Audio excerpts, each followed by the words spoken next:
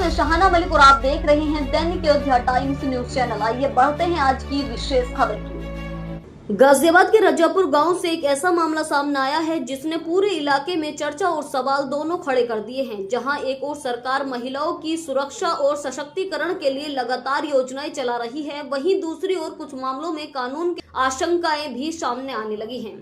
ताजे मामले में गांव निवासी बब्बल चौधरी पर एक नाबालिग से छेड़खानी का आरोप लगाया गया, जिसके आधार पर पुलिस ने मुकदमा दर्ज कर लिया है। हालांकि इस पूरे मामले में उस समय नया मोड़ आ गया जब शिकायत दर्ज कराने वाली पीड़िता और उसकी मां अचानक गांव से गायब हो गई, जिसके घर पर ताला लटका मिला, जिससे ग्रामीणों के बीच संदेह और गहरा हो गया। गांव के लोगों का आरोप है कि ये परिवार पहले भी कई लोगों पर आरोप लगाकर पैसे ऐंठने जैसे मामलों में शामिल रहा है।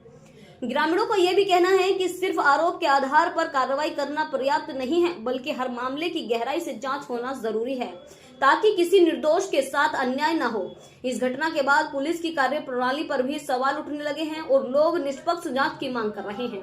अब देखना होगा कि पुलिस इस मामले में क्या जांच करती है और सच्चाई क्या निकलकर सामने आती है, क्योंकि एक और महिला सुरक्षा बेहद जरूरी है तो वहीं दूसरी ओर कानून का गलत इस्तेमाल रोकना भी उतना ही अहम है। देखिए गाजियाबाद से हमारी खास और विशेष रिपोर्ट।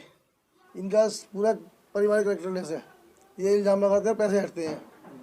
अब मेरे घर में मेरी बेटी शादी है तो इनको पता लग गया मेरी बेटी शादी है तो पैसे का इंतजाम है थोड़ा, तो आरोप लगा गया पैसे हड़प लो। इनका ये मेन कारण है सची जानकारी भी। मेरे पास वीडियो भी है।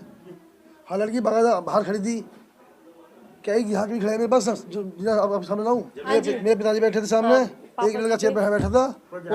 हाँ, 5-6 लड़के और शायद फ्रिज में 3 लड़के कोल्ड ड्रिंक ले रहे थे। एक सामने आंटी खड़ी थी, वो दूध दे रही थी।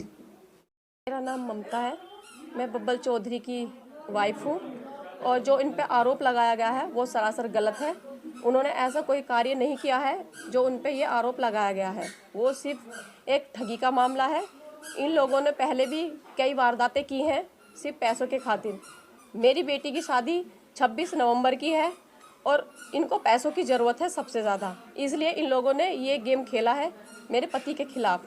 और मैं आप लोगों से यही प्रार्थना करना चाहती हूँ कि आप इस चीज़ में हमारा सपोर्ट कीजिए, हमारी मदद कीजिए, क्योंकि ये सब चीज़ें गलत हैं। मैं पुलिस और सरकार से यही मांग करती हूँ जो ये केस उन पे झूठा आरोप लगाया गया इसे हटाया जाए, उल्टा उन्हीं पे ही केस किया जाए। बस कार्रवाई सारी होनी चाहिए, सारी चीज़ें आपको क्लियर पता चल जाएगी कि क्या चीज़ है क्या नहीं है। हमारे पास सब सबूत है। बहुत बार किया है सर, बहुत बार। पूरा गांव हमारे सपोर्ट में, पूरा गांव इस चीज़ को जानता है कि इन लोगों ने कितनों के साथ ऐसा काम किया है और कितने ही इन्होंने पैसे लिए हैं लोगों से।